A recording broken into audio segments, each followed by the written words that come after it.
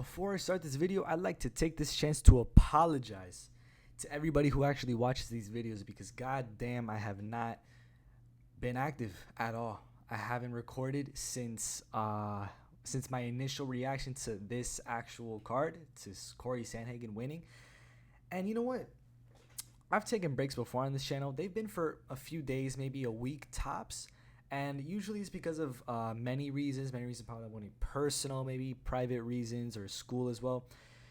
This whole like 10, 11 days, it's really just all been school. All of it has been school and nothing else. I come out of spring break and now all of a sudden all these teachers, all these classes, they want to jam pack everything into these first couple weeks to get you ready and to actually like finish everything you need to learn before we take these tests and exams and everything.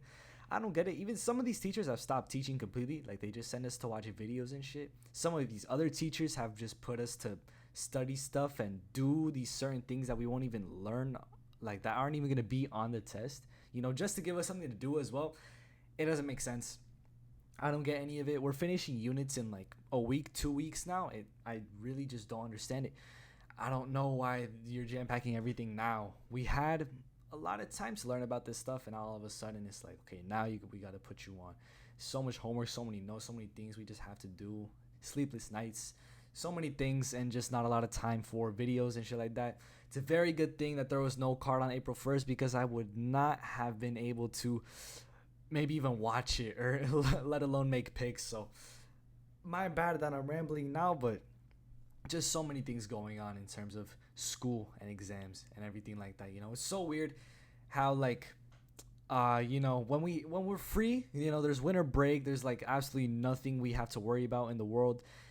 UFC wants to like not have an event for 3 weeks and then give us, you know, Nasruddin Imavov versus Sean Strickland main event. Or, you know, it's October, nothing really to worry about. We've already been, you know, kind of introduced to the new school year. They want to give us Mackenzie Dern main event. They want to give us a break in between that, no event in between that, and then give us Alexa Grasso versus Viviana Haujo main event. But of course now, when there's worries, when there's, you know, tests we got to study for, UFC 27 Adesanya Pereira rematch, Jorge Masvidal, Kevin Holland, and Sergey Pavlovich Curtis Blades. So many cool, interesting fights in April and bleeding into May as well. Just so much going on there, and then also responsibilities. I don't get it. But yeah, I've been rambling too much. We're gonna get into the main card now. The actual card for, why am I on this one? I always start the video here, you know. Vera versus Sandhagen. Very nice card. We're back into crowds again for fight nights, and I think it's nice. We had the kind of crowd with Jan Divalishvili, but it was a very small crowd. Even though I did enjoy that environment, I think they should go there more often than they go to the Apex. I've talked about this before. For that card, they got to go back to the Virgin Hotels in Las Vegas because that's a really nice place. I really like that environment. Much better than the Apex in my opinion, but yeah. Texas, San Antonio. I've been awaiting this card for a long time, ever since like December when they first announced some of the fights for this card, when they announced Michelle Pereira versus Sean Brady, which got canceled anyways, but very excited for this card for a long time, and now it's finally happening. The full potential of this card definitely was not reached. Like a lot of these fights that were announced, like Brogan Walker was meant to be on this card. Raquel Pennington, Irene Aldana was a really good one. Alex Caceres was meant to be on it. Again, this fight, and also Alex versus Manel Kape. So sad that a lot of these fights couldn't happen, but still, nonetheless, it managed to be a pretty nicely stacked up card, pretty nicely built card. And yeah, just gonna get straight into it with Victor Altamirano versus Vinicius Salvador. Y'all should watch Vinicius Salvador's weigh-in. That was very funny. Very interesting noise he made there. Nice war cry, but Victor Altamirano, I put in my full faith into him winning this fight. I thought he was just the more skilled fighter overall. I thought for sure Altamirano by decision is a very safe pick, and it was Altamirano by decision. First fight of the night, first perfect pick of the night. Can't go wrong about that. CJ Vergara versus Daniel Lacerda, Daniel Da Silva, however you want to call him. Fight of the night. Very, very interesting, very fun fight here. It definitely deserved fight of the night. I thought fight of the night was going to go to the main event, but you know, as the event went on, very clear, very unanimous among everybody that this is kind of the main event. I mean, not the main event, this is the fight of the night. clearly the fight of the night. Daniel Lacerda absolutely dominating the heavy favorite CJ Vergara in the first round. Vergara was almost finished in that round for sure, man. He was in deep, deep trouble. And it was likely a 10-8 as well. I had a 10-8 for Daniel Lacerda. Vergara comes back in the second round as I knew he would. I just felt it. I just felt it as if I was going on. He's going to come back. For sure he's going to come back, for sure. That's why I didn't get finished in the first round. He came back and he got the TKO win. Yeah, it was a ground and pound, I'm pretty sure, if I remember correctly. Again, I'm recording this on Thursday, April 6th. This card happened Saturday, March 25th. Very late. Again, I do apologize. If any of you actually cared to actually click on this video, it's very irrelevant now, but I gotta get it out there somehow, even if it's late, as long as I get it out there. I got it out there, and I need an excuse to actually record because I do miss it, believe it or not. Daniel Lacerda, he's 0-4 in the UFC, and honestly, I wouldn't mind seeing him fight in the UFC again. In fact, I would tune into it. This guy has such fun fights. Every time he fights, it's fun. Every time he fights, it's exciting. And it's action-packed. And I'm pretty sure he's already fought once before this year on the UFC 283 card, if I'm not mistaken. This guy's active. He's exciting. And he almost won this fight as well. He hasn't been cut yet. He hasn't left the roster as far as I'm concerned. So we're going to see him again in the UFC for sure. And very excited for that. Very excited for his next appearance and CJ Vergara's next appearance. It's going to be very fun to see where both these guys go next in their careers. Flyweight. Also, we got two new guys at flyweight now that I'm going to be looking out for.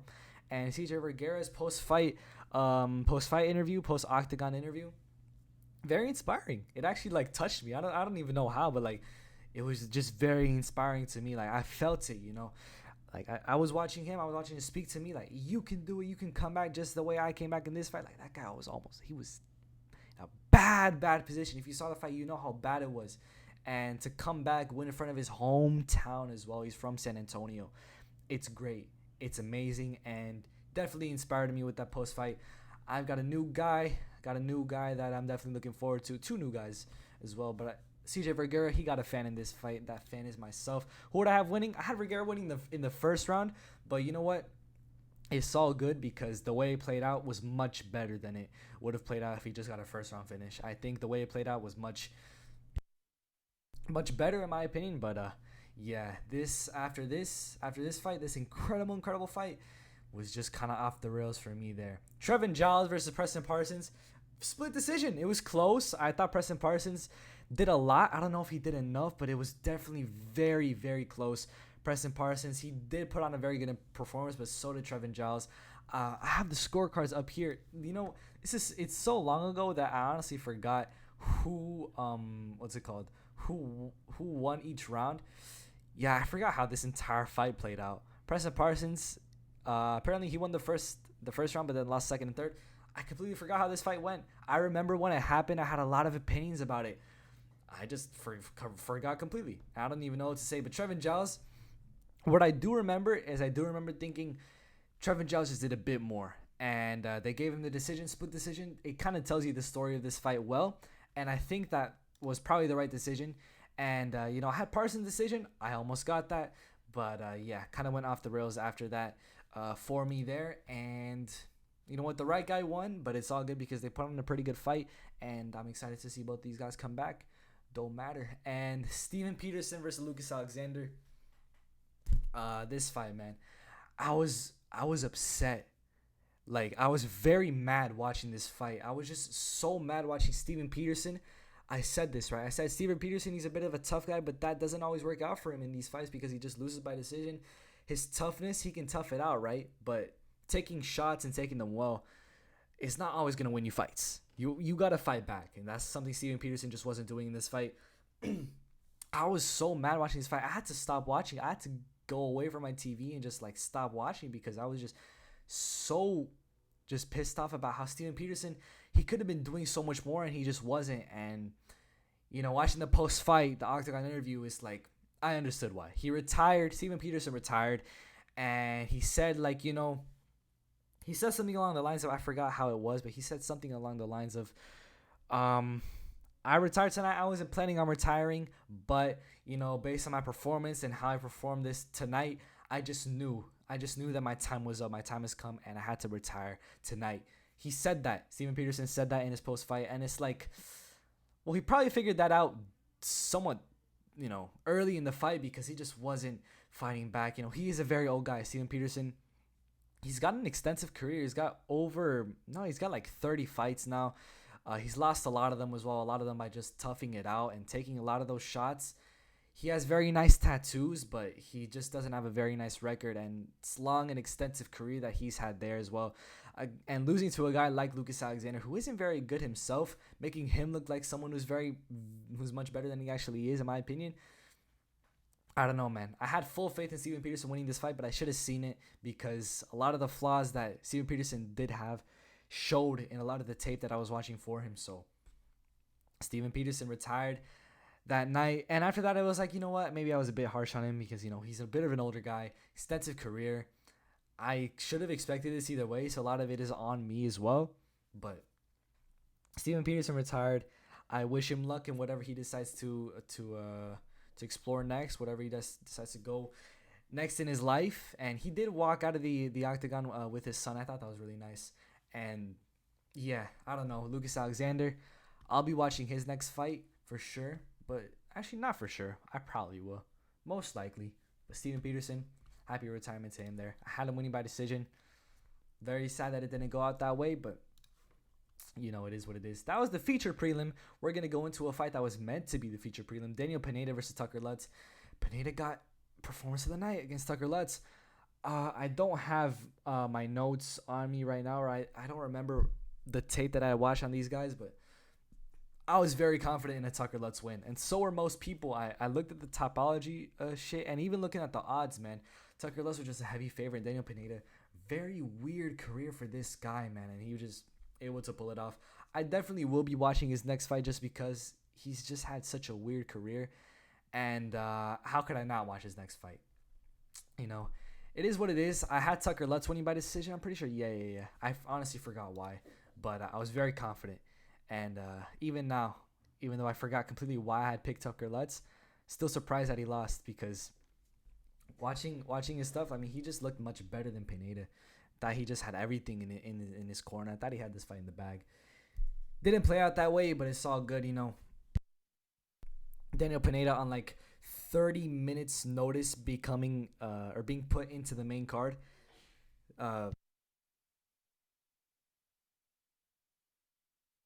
Definitely did a good performance there, and I don't know what to take from this fight. Daniel Pineda, it all just worked out in his favor, I guess, and people are gonna remember his performance. I definitely did. Was not expecting to win that fight at all, and also the fight that was meant to take place like right around here somewhere there. Alex Perez versus Manel Kape. Perez again pulled out. I don't know where this guy's gonna go next in his career. I don't know where they could take him next. I don't know who he'll fight next. I think honestly he should just go to bantamweight. He's had too many fighter pullouts, not only from himself but also other people have pulled out on him as well. Those are due to injury though. For him, it's usually just been weight cut complications. It's just I think he should move up to bantamweight. Even though he is a very small guy, I just think bantamweight is probably the way to go instead.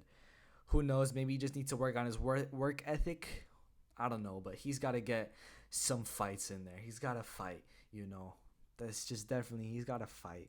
He's already had 2 canceled bouts since then. One of them wasn't his fault. It was actually the fight that got him the Manel Kape fight, but then, he had to pull out of that one. And it was just so, bro, it was just like an hour away from that fight too. It is what it is. But Albert Duraev versus Chidi Njokuani.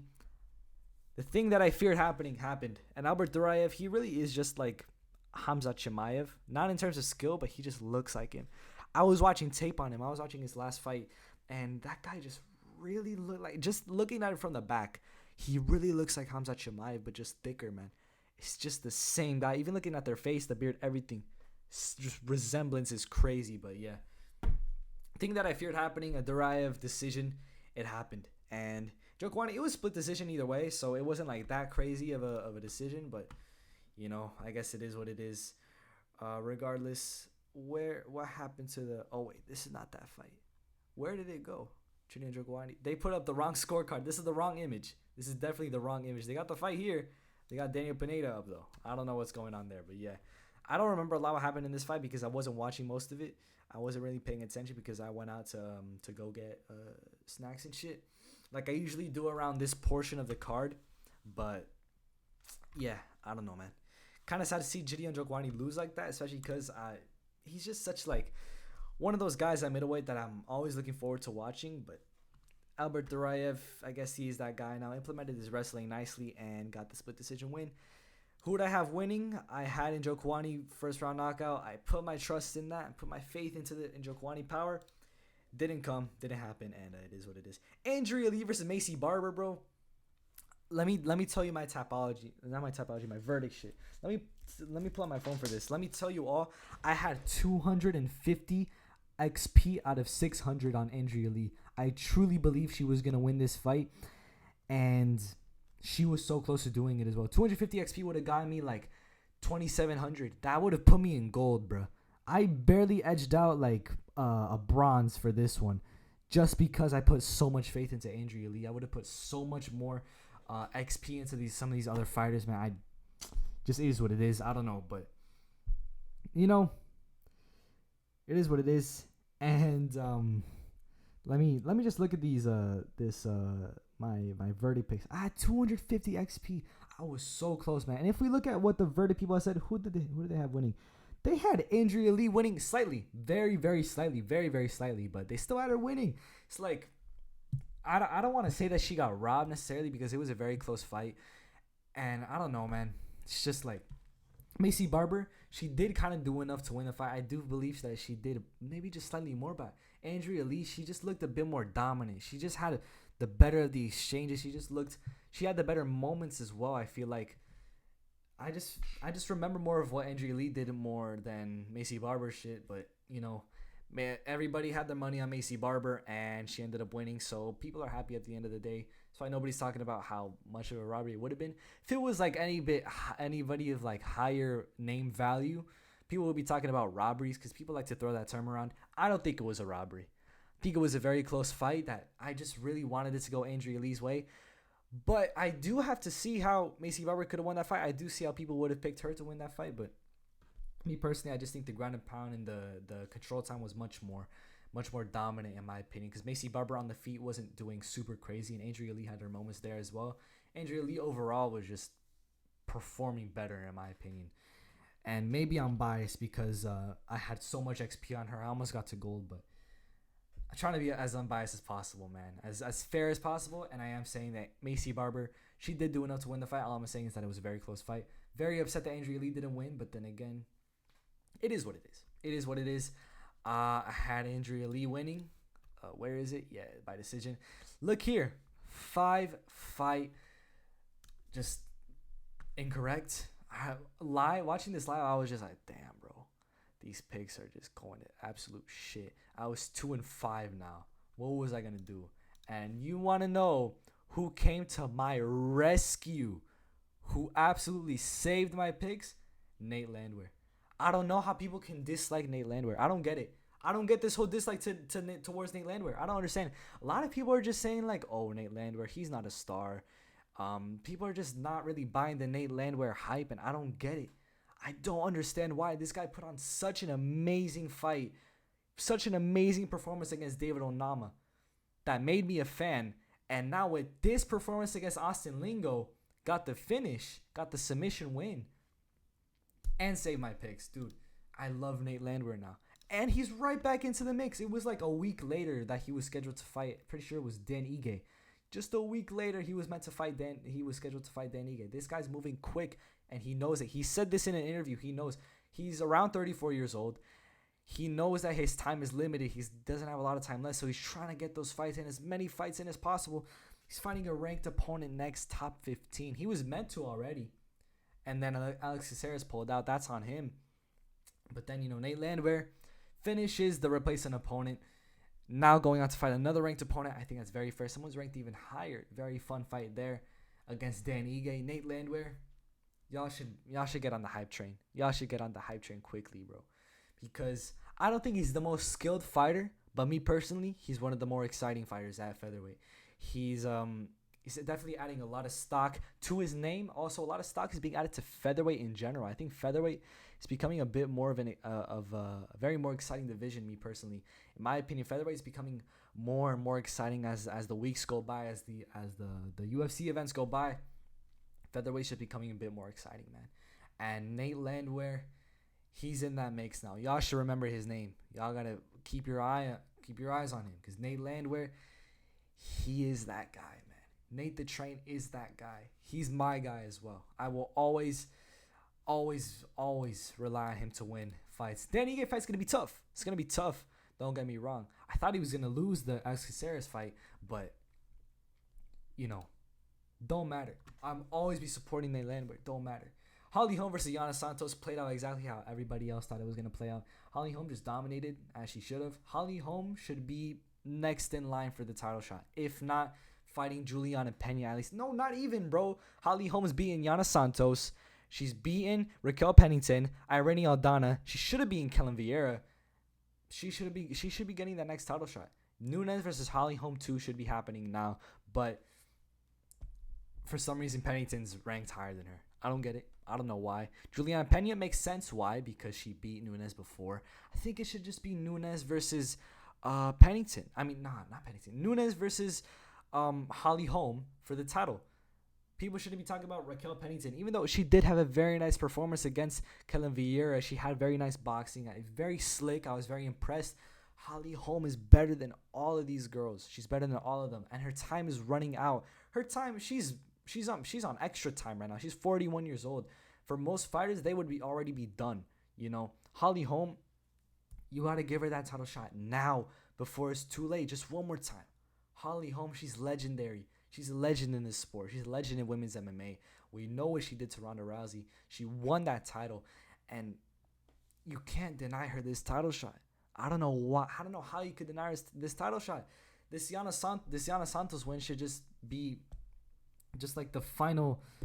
What do you call it? Just like the final straw. Give her that title shot. Okay, what if she loses? Okay, Nunes beats everybody in the division. Who cares? Give her the title shot. Co-main event for a pay-per-view is what she deserves, bro.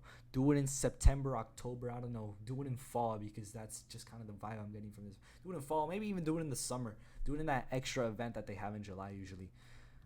Amanda Nunes versus Holly Holm 2. Make it happen, please. They want to talk about Raquel Pennington. They want to talk about Juliana Pena. Okay, Nunes beat them already before as well. Make the Holly Holm fight happen. Nunes versus Holly Holm 2. Who disagrees? She deserves it. Come on, guys. She deserves it. It don't matter what you say. She deserves it. Marlon Vera versus Corey Sandhagen. I was very sad with this fight. Listen, Marlon Vera, I'm a very big fan of this guy.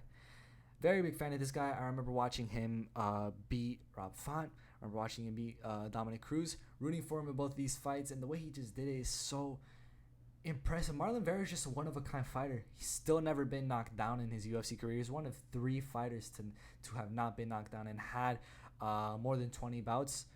He's one of 3. He stands alongside guys like Max Holloway and John Jones. That's how, it's just wild, man. It's just absolutely crazy. And Corey Sandhagen, he's just a very impressive striker. He's very good. And I talked about this in my last video, how I hope that they didn't put him at number 3. Them motherfuckers put him at number 3. Listen, Petr Yan beat Sandhagen. It wasn't the most dominant thing in the world, but he still beat him. He does have that win over him. I think it should be Yan at number 3, Sandhagen number 4, and Chito Vera is good at number 5 for sure. I don't know, man. It's just like Petr Yan, he is on a 3-fight losing streak as well, so you also can't really put him up there. But then again, who did he lose to? The champion, the number 1, and the number 2. He beat the number 3, so he should probably be above him. Corey Sandhagen in that time, he did beat Marlon Vera, and Song Yadong has 2 more wins than Petr Yan has had since that fight. It is what it is. I don't know. A lot of people are going to have different opinions, but the fact of the matter is Yan did beat Sandhagen about a year back, a little bit over, like a year and a half ago. I still think that just puts him over Sandhagen, because I do think that if they fought again, I think Yan would just slightly win. I don't know. I think it could go either way, but I'd have Yan winning probably. Actually, would I? I don't know, man. I just think Yan would win, but I don't know. However you may have it. I'm rambling a lot.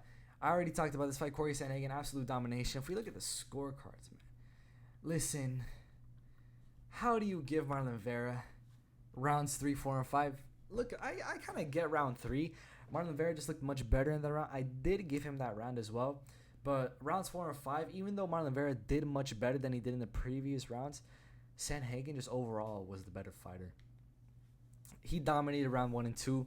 And in 4 and 5, he just still did better. He still won the rounds clearly.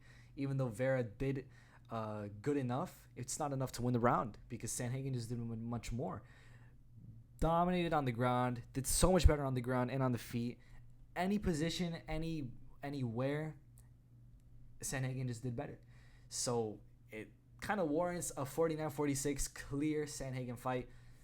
48-47 for Chito Vera is just not the way to go. Like, clear robbery. Very clear robbery. Like, you could score those rounds that way. It's very clear robbery of those rounds. But just look at your overall scorecard and you're going to say to yourself, like, damn, I'm robbing Corey Sandhagen right now. I can't score the fight this way.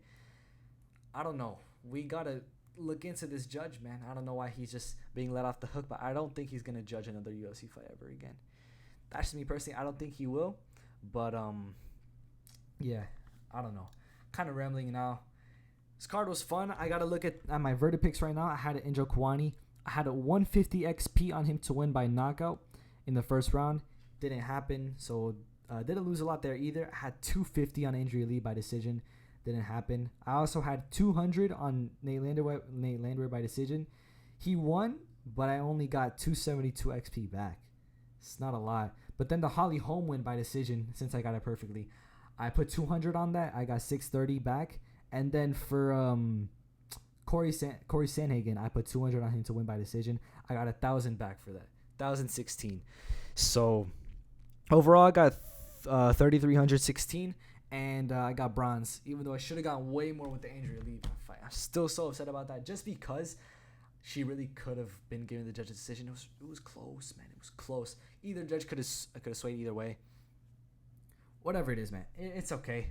Bronze is I went like 5 and 5. I got 50% of the fights for this card. You know, I would have been lucky to get bronze. So it is what it is, and yeah. 50% completely. I really thought, like, when I was here, when I was right here, right? I thought, like, after the decision was called, I thought, damn, you know what?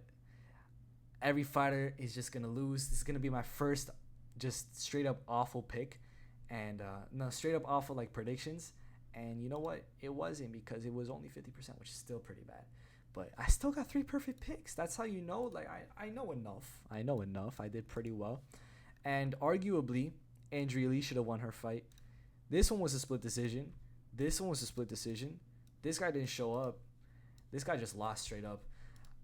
I don't want to make excuses, but, like, you know, this is just not my night. Very much not my night. Even a week and a half later, looking back, it's like, damn, just very much not my night there. It is what it is. My picks didn't do super well. It's all good. And UFC 286 is in 2 days, man. I'm gonna be there, and it's gonna be very, very good. So many good fights on that card. I was very sad that Leach got pulled and Chris Barnett got pulled. I was so upset by that, but I should be thankful as well, because none of the fights from the main card got pulled. So I'm very happy about that. So, you know, Leach and Chris Barnett, I was so looking forward to seeing them fight, even though the fights aren't happening anymore. It's all good, because we still got a lot of good fights happening there. So speedy recovery to both of those fighters, because they both got injuries, especially Leach has a very bad back injury apparently. I saw the photos, doesn't look very good. It's very concerning. He might need surgery. So yeah, overall this video is a bit too long. I've been rambling a lot. Chito Vera versus Corey Sandhagen. Sad about the result, but fair result. Sandhagen, is he back in the title picture? Who knows, man. He did get just quickly submitted by Aljamain Sterling. If Cejudo wins, different story, because now Sandhagen is really back in there. Sandhagen versus Merab is the fight to make next, in my opinion. Don't do Merab versus Umar Nurmagomedov. Everybody knows Umar doesn't deserve that fight. Who is he beating that's ranked? Nobody. His last win is over an unranked Jaime Barcelos. Very impressive performance, but just unranked. A good fighter too, but unranked. You can't fight the number 1 ranked guy after that, you know. With Sean O'Malley, it was weird, but with this one, it just doesn't make any sense at all. I don't get it. And at least Sean O'Malley beat a ranked fighter to get into the top 15. Umar Nurmagomedov was just put in there, just for winning fights against unranked guys. He was put in there, so it's different. Actually, I might be wrong about that. If I remember correctly, he was just put in there for not beating a ranked fighter. Like more recently, Jack Della Maddalena, he's in the rankings now, but he beat Rennie Brown, who was unranked.